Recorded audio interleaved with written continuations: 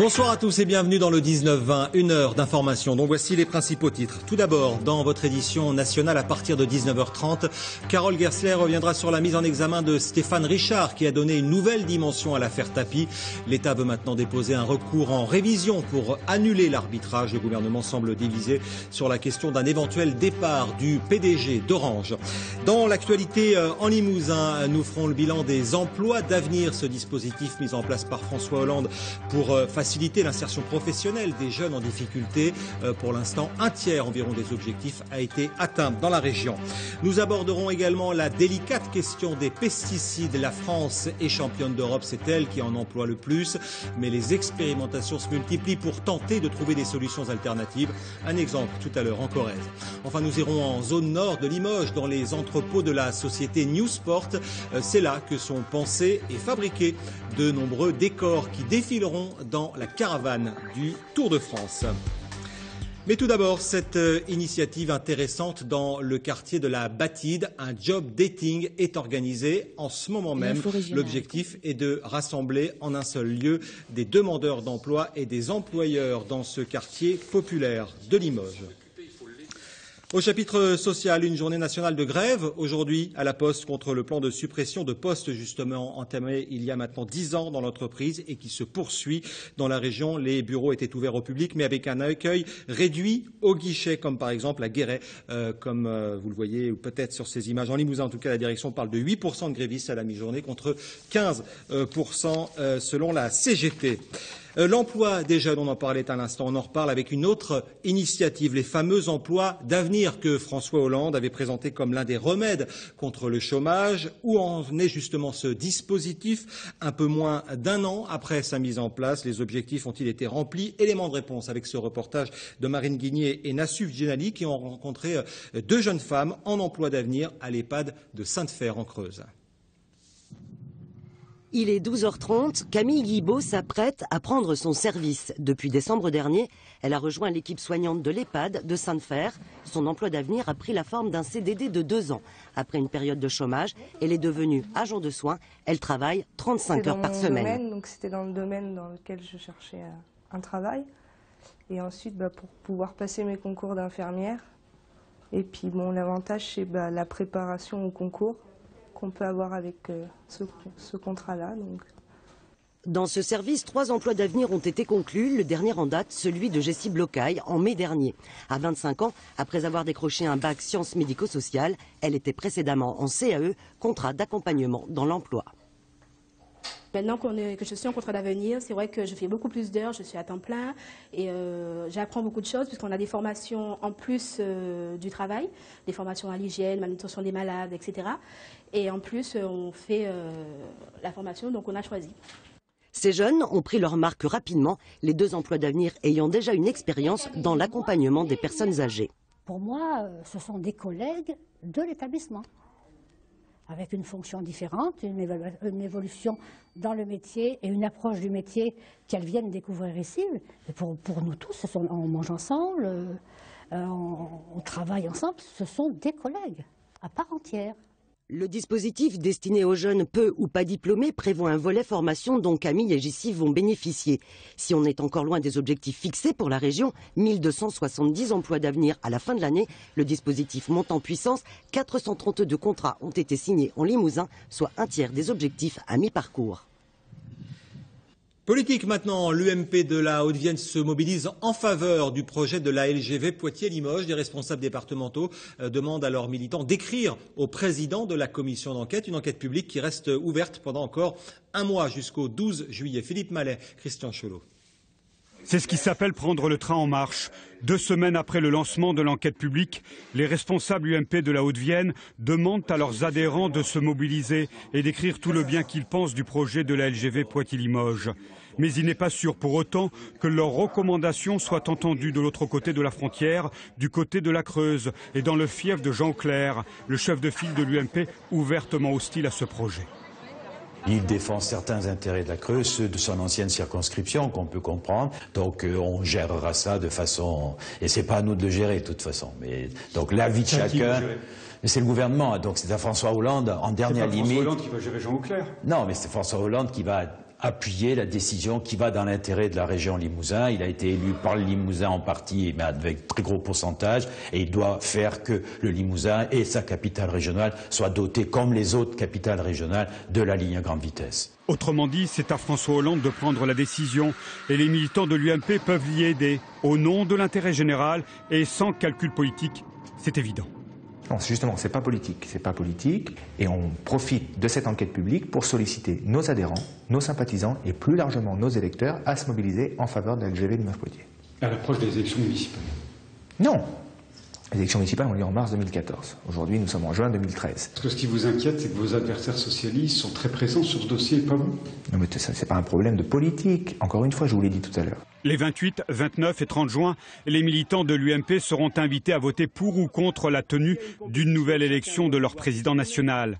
Ce sera l'occasion pour eux d'envoyer leur lettre d'adhésion à la LGV au président de la commission d'enquête. En bref, un enfant de 10 ans renvoyé provisoirement de l'école René Blanchot dans le quartier de la Bâtide à Limoges. Mardi dernier, lors d'une rencontre sportive, l'élève a frappé un camarade de classe et a donné des coups de pied à la directrice de l'établissement.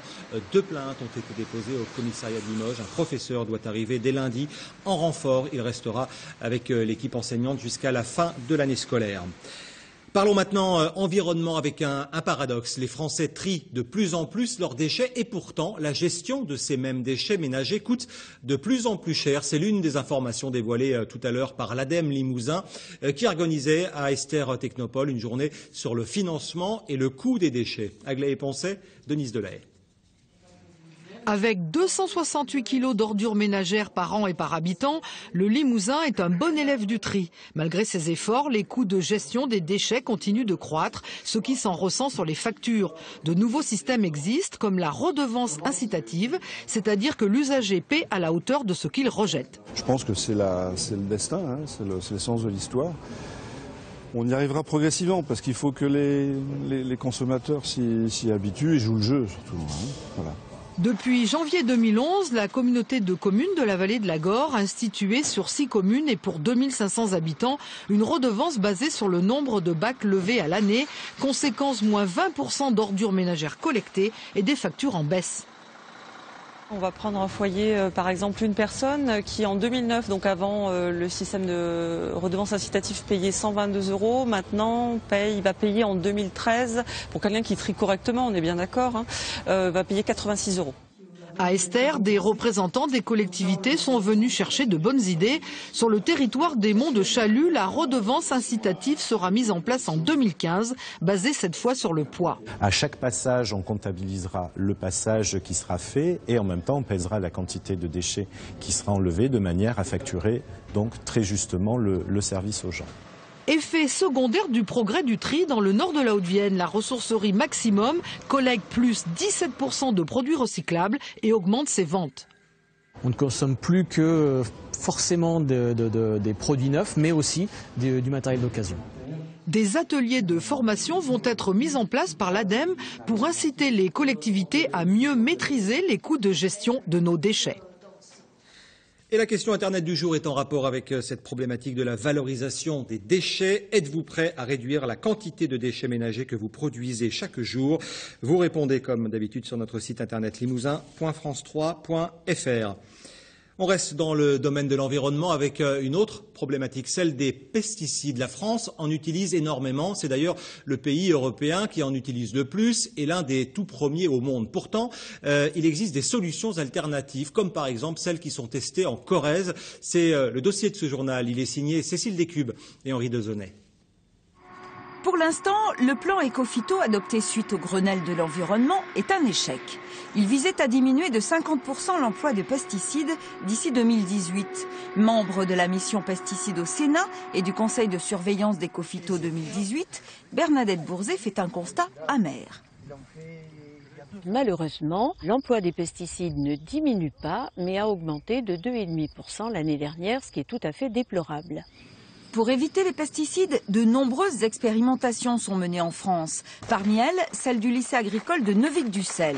Depuis début 2013, avec l'association nationale Aspro-PNPP basée en Creuse, on y teste les effets de différentes préparations dites non préoccupantes sur des pommes de terre, des céréales et des prairies. Deux objectifs. Le premier, c'est d'avoir un effet de booster, de starter pour les cultures, pour remplacer l'azote qu'on connaît bien. Et puis la deuxième chose, sur les effets fongiques, c'est-à-dire protection contre les maladies fongiques, maladies sur les feuilles, sur le feuillage, pour avoir une alternative aux pesticides avec ces produits à base de plantes. Autre test en Corrèze avec la Chambre d'agriculture sur 8000 m² de framboisiers. Une plantation expérimentale en conventionnel des années 90 qui avait failli fermer à cause d'une maladie. Aujourd'hui, jus d'ail, purin de consoude, de fougères, de prêle ou d'ortie. Depuis plusieurs années, cet ingénieur agro a la preuve que ça marche. Donc les purins sentent mauvais. Et comme ils sont mauvais, ils vont attirer des insectes qui sont normalement des insectes qui décomposent la matière organique que l'on trouve dans le sol. Et notamment les carabes, les staphylins, des mille-pattes. Ces mille-pattes vont monter dans le feuillage des framboisiers à la recherche de ce qu'ils consomment en temps normal. Comme ils ne vont pas le trouver, ils vont se rabattre sur les pucerons qui sont dans le feuillage. Et en ça, donc, les purins apportent plus de vie dans les plantes parce qu'il y a plus d'insectes qui vont s'y retrouver et qui vont permettre cette régulation naturelle des écosystèmes. C'est tout le contraire d'un insecticide. Donc je ne vois aucun obstacle à dire aux gens, utilisez ces purins, utilisez ces substances. L'association ASPRO-PNPP est soutenue par des mairies, conseils généraux ou régionaux comme celui du Limousin. Elle fait la promotion de ces fameuses préparations non préoccupantes. Pourtant, une loi de 2006 les rend illégales, du moins en France. Il faut savoir que les PNPP, par exemple, en Allemagne, ça s'appelle les produits à faible risque. Ils sont au nombre de 580 répertoriés. En France, c'est 0. Donc, à mon avis, le problème, il n'est pas du tout sanitaire, il est financier, et puis il est dans les lobbies, dans les pouvoirs, quoi. C'est-à-dire que pourquoi les coopératives de pommes ne s'orientent pas vers de l'alternatif? Il n'y a même pas d'essai. Moi, j'ai proposé le produit gratuit. Personne ne veut l'essayer. Pourquoi? Voilà. Je pose la question. Nous allons veiller à ce qu'on revienne au bon sens, c'est-à-dire qu'on ne considère pas le purin d'ortie comme un produit insecticide ou fongicide dangereux et qui nécessiterait une autorisation de mise sur le marché aussi lourde et aussi coûteuse que le produit phytosanitaire. La mission sénatoriale a débouché sur 110 propositions. Pour l'instant, la situation française reste étrange. Certains phytosanitaires dangereux sont autorisés, mais l'utilisation de produits inoffensifs est passible de 2 ans de prison et 75 000 € d'amende. On passe au sport avec du basket pour commencer cette information importante que l'on vient d'apprendre à l'instant. Le CSP vient d'annoncer lors d'une conférence de presse qu'il mettait fin au contrat de Panayotis Giannakis. Le coach grec est même renvoyé pour faute grave. Le club précise qu'il va maintenant se mettre en quête d'un nouvel entraîneur. Nous y reviendrons en détail ce soir dans le Soir 3 et demain évidemment dans nos éditions. Après le basket, le rugby avec là aussi des nouvelles de la saison à venir. Le CA Brive vient d'annoncer le recrutement de 4 nouveaux joueurs. Pierre Gauthier, bonsoir, vous êtes en direct de Brive et vous venez d'assister à la conférence de presse du CAB. Quelles sont donc ces nouvelles recrues, Pierre ? Alors déjà, on peut dire que le recrutement est bouclé, donc c'est la fin des rumeurs et autres spéculations. Donc ces 4 derniers noms, pas des grands noms du rugby peut-être, mais tous des joueurs revanchards avec une bonne marge de progression. Donc il y a le pilier sud-africain Kevin Bass de retour à Brive, le 3e ligne gallois Kieran Murphy et puis 2-3 quarts tongiens présentés comme explosifs, Andrew Mailei et Alfie Mafi, ce qui fait un total de 13 recrues. Est-ce que ce sera suffisant, Pierre, pour se maintenir en top 14 ? Bah écoutez, les dirigeants l'espèrent en tout cas, puisque l'ambition c'est une place dans les 10 premiers, avec un groupe de 42 joueurs, dont 10 issus du centre de formation, ce qui est à la fois un choix et une obligation, puisqu'avec un budget de 12 millions d'euros, difficile de faire des miracles. Le club compte donc s'appuyer sur l'excellente dynamique qui avait porté les brivistes en fin de saison jusqu'au top 14. Et on aura un premier élément de réponse peut-être sur le potentiel de cette équipe le 24 juin à la reprise de l'entraînement. Merci beaucoup Pierre. Parlons maintenant du Tour de France, dont la 100e édition ne passera pas cet été par Limoges, mais en tout cas une entreprise limougeaud participera pour la 24e fois à la Grande Boucle. Il s'agit de New Sport qui conçoit une partie des véhicules de la caravane du Tour. Reportage de José Souza et Henri Simonet. Des véhicules comme celui-là, l'entreprise New Sport en a préparé des centaines pour la caravane du Tour de France. Des plus simples aux plus sophistiqués, le tout sans la moindre bulle. Présente depuis de nombreuses années sur la Grande Boucle, la société limougeaude a appris à faire parler l'expérience. C'est un long apprentissage et en même temps, c'est beaucoup de patience. Là, cette année, je crois qu'il y en a une cinquantaine, il me semble. Voilà. On est un peu à la bourre, comme tous les ans. Mais bon, ça va se faire. Hein. De la mini-voiture au semi-remorque, ici on sait tout faire, tout transformer. Des centaines de stickers sortent des imprimantes en vinyle micro-perforé, une gamme étendue pour relever tous les défis. On a essayé de tout faire, oui. Bon, des fois, on passe du temps, mais bon, au bout du compte, on y arrive. On y arrive. Des fois, c'est pas facile. La boîte travaille pour une dizaine de clients. Les contrats sont revus tous les 3-4 ans. C'est la durée de vie moyenne d'un véhicule de la caravane. Le marché reste très concurrentiel, il faut savoir s'imposer. C'est surtout beaucoup de travail en amont, beaucoup de préparation en amont et de l'anticipation. Et voilà, et l'expérience nous aide énormément. Il faut bien connaître son client, il faut bien l'écouter, il faut bien analyser ses besoins, bien connaître le Tour de France. C'est notre chance d'avoir une bonne connaissance du terrain et de pouvoir le conseiller le mieux possible et d'être toujours innovant. Pour la première fois cette année, l'entreprise sera présente le 24 août prochain au départ du Tour d'Espagne, avec peut-être la pluie en moins. Et avant de refermer ce journal, je vous en rappelle l'une des principales informations que l'on vient juste d'apprendre. L'entraîneur grec du CSP Panayotis Giannakis est renvoyé pour faute grave. Pas plus d'explications pour l'instant. Voilà, fin de ce journal. Merci de votre fidélité. Dans un instant, vos prévisions météo, suivies de vos éditions locales de Limoges et de Pays de Corrèze. Excellente soirée sur France 3. J'aurai le plaisir de vous retrouver demain soir à 19h en compagnie d'Alexandra Fillot. À demain.